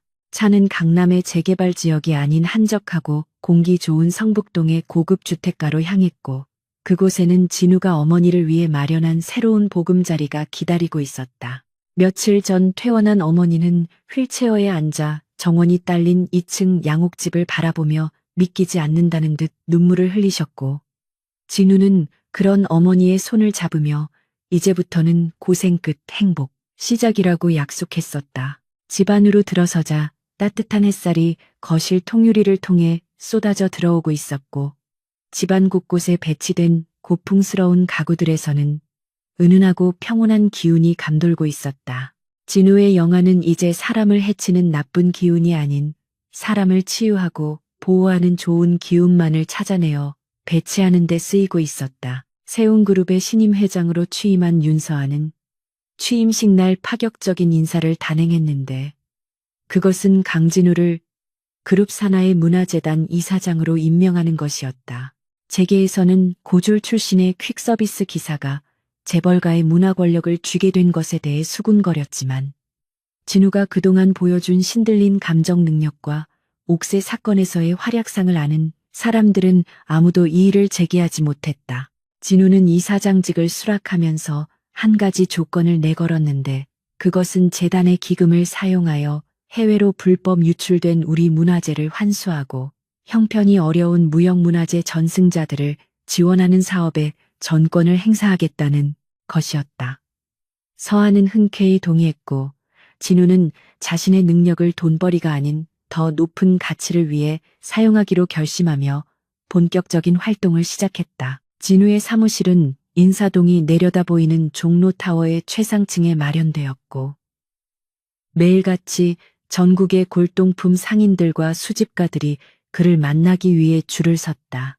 사람들은 그를 신의 눈을 가진 남자라 부르며 경외했지만, 진우는 자신을 찾아오는 모든 물건을 감정하지는 않았고, 오직 진정성 있는 사연을 가진 물건이나 역사적 가치가 있음에도 저평가된 유물들만을 선별하여 감정했다.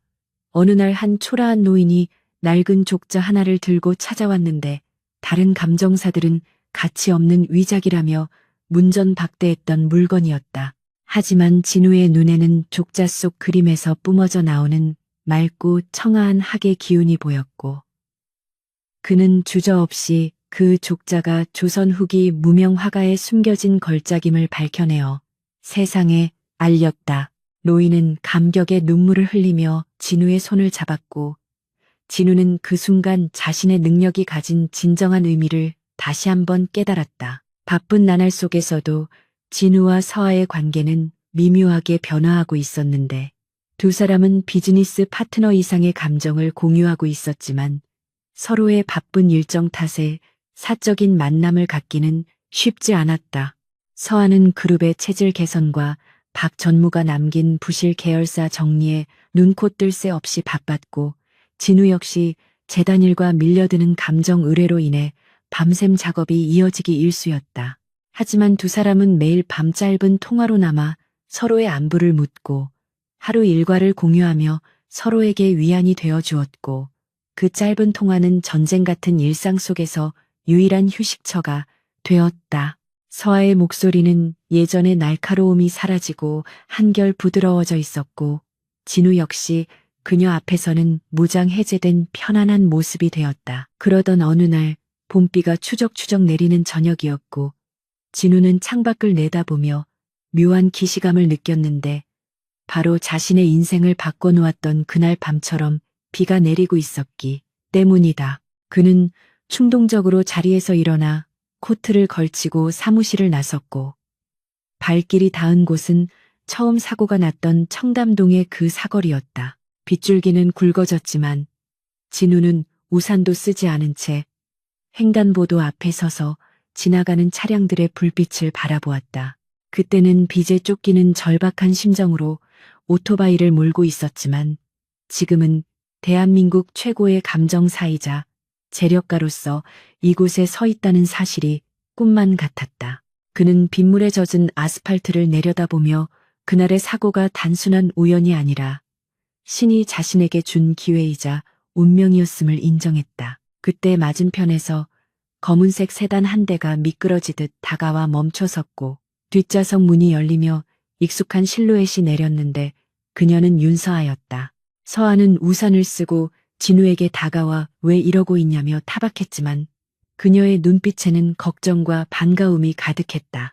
진우는 젖은 머리를 쓸어 넘기며 그저 비가 와서 옛날 생각이 났을 뿐이라고 웃어 넘겼지만 서아는 그 마음을 이해한다는 듯 고개를 끄덕였다.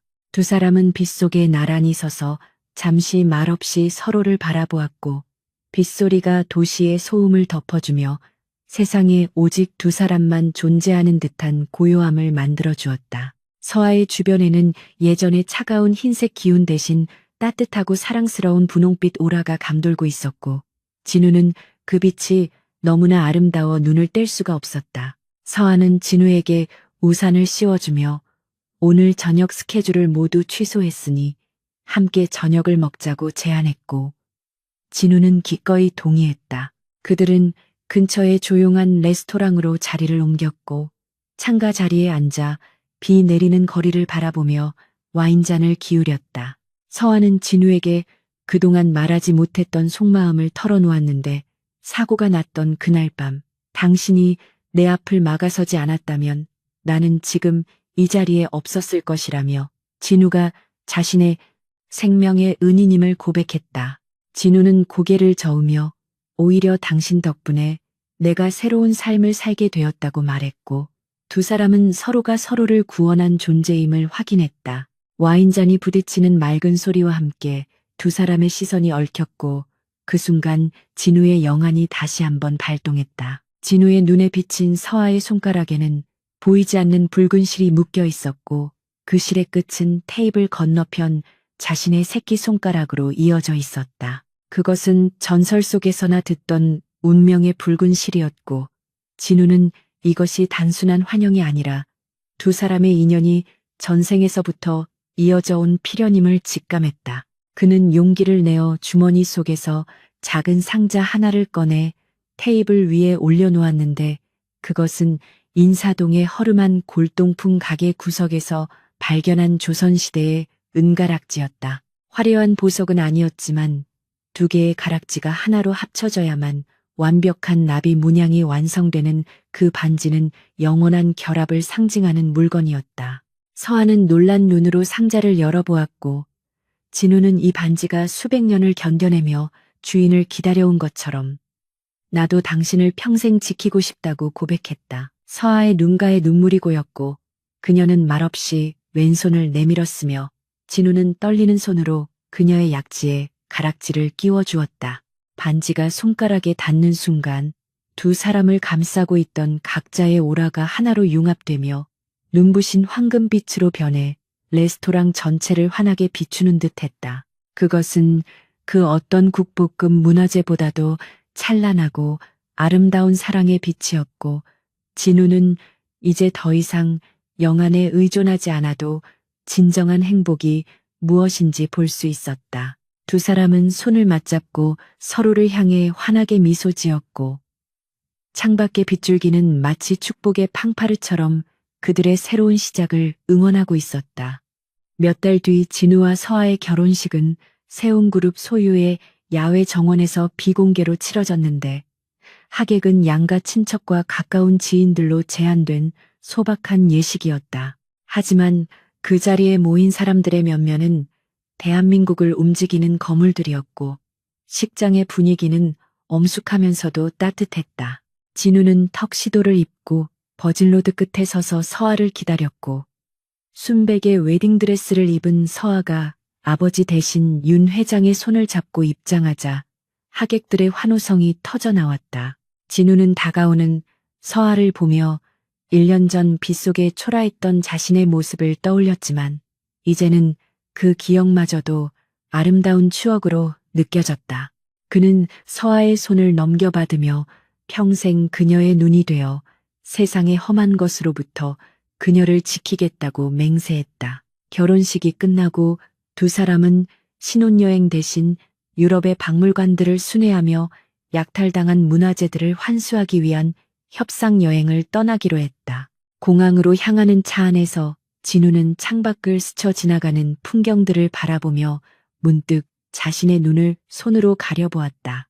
영안의 능력은 여전히 유효했지만 이제 그는 그 능력에 휘둘리지 않고 스스로 운명을 개척할 수 있는 강인한 내면을 갖게 되었다.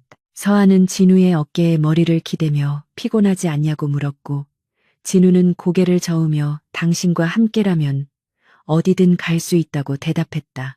비행기가 이륙하며 서울의 야경이 발 아래로 멀어졌고 수많은 불빛들 사이에서 진우와 서아의 미래는 가장 밝게 빛나고 있었다. 시간이 흘러 진우는 전설적인 감정사이자 문화재 지킴이로서 역사 교과서에 이름을 남기게 되었고 윤서아는 세운그룹을 글로벌 기업으로 성장시킨 존경받는 경영인으로 기억되었다. 그들의 사랑 이야기는 드라마보다 더 드라마 같은 실화로 사람들의 입에 오르내렸고 인사동의 골동품 거리에는 강진우의 이름을 딴 작은 박물관이 세워졌다. 박물관 입구에는 진우가 처음 발견했던 그 고려청자가 전시되어 있었고 그 아래에는 이런 문구가 새겨져 있었다. 진정한 가치는 눈에 보이는 것이 아니라 마음으로 보는 것이다. 어느 화창한 주말 오후 백발이 된 진우와 서아가 손을 잡고 박물관 정원을 거니는 모습이 사람들의 눈에 띄었다. 세월은 그들의 얼굴에 주름을 만들었지만 서로를 바라보는 눈빛만은 여전히 청춘처럼 빛나고 있었다. 진우는 서아를 바라보며 당신의 영혼은 여전히 아름다운 비취색이라고 속삭였고 서아는 주책이라며 웃었지만 잡은 손에 더욱 힘을 주었다. 바람이 불어와 두 사람의 머리카락을 흩날렸고 그들은 서로에게 기대어 지나온 세월을 회상했다. 배달부 청년과 재벌가 CEO의 기적 같은 만남은 그렇게 완벽한 해피엔딩으로 완성되었고 그들의 사랑은 영원히 바래지 않는 보석처럼 세상에 남게 되었다.